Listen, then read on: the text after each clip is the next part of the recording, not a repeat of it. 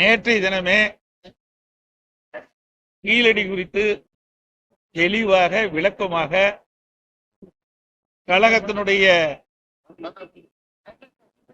ஒலிபரப்பு துணை செயலாளர் அவர்கள், முன்னாள் அமைச்சர் திரு பாண்டியராஜன் அவர்கள் விளக்கமாக கீழடி அகழ்வு ஆய்வு குறித்து தெளிவான பதிலை கொடுத்துருக்கோம். மீண்டும் என்ன பதில் நம்ம கொடுக்க வேண்டியது? நேத்தே எல்லாமே கொடுத்துட்டோம்.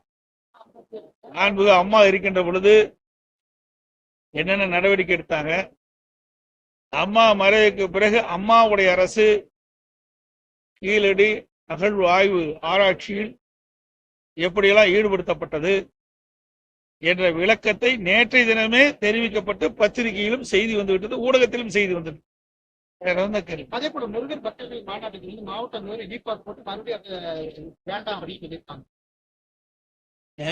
முருகன் பக்தர்கள் மாநாடு, அதாவது ஒவ்வொரு அமைப்பும் அவர்கள் விருப்பப்படுகின்ற தெய்வங்களை வழிபடுவது ஜனநாயகத்தின் உரிமை. அந்த அடிப்படையில் ஜனநாயக நாட்டில அவர்கள் விரும்புகின்ற கடவுள்களை இன்றைக்கு மாநாட்டின் மூலமாக அந்த அமைப்பை சேர்ந்தவர்கள் அங்கே மதுரையிலே மிகப்பெரிய மாநாட்டு நடத்துகின்றார்கள். அதற்கு எங்களுடைய வாழ்த்துக்கள்.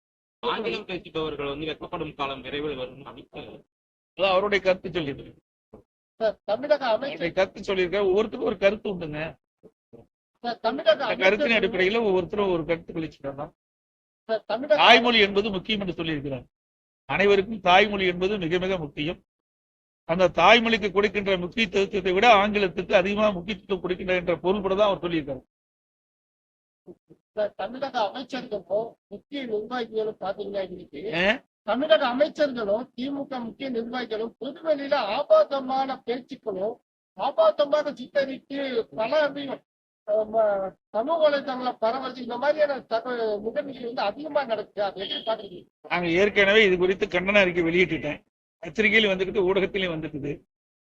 இன்னைக்கு திராவிட முன்னேற்ற கழகத்தை பொறுத்த வரைக்கும் மக்களிடத்துல மிகப்பெரிய கொந்தளிப்பு ஏற்பட்டிருக்கின்றது. மக்களோட ஆட்சி தமிழகத்தில் நடைபெற்றுக் கொண்டிருக்கின்றது.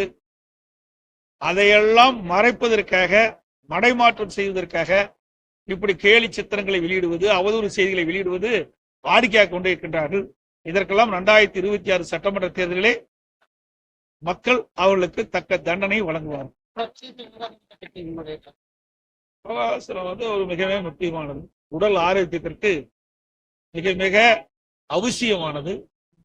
அதை பாரத பிரதமர் அவர்கள் முன்னிருந்து நடத்துகிறார். அதற்கு வாழ்த்துக்கள்.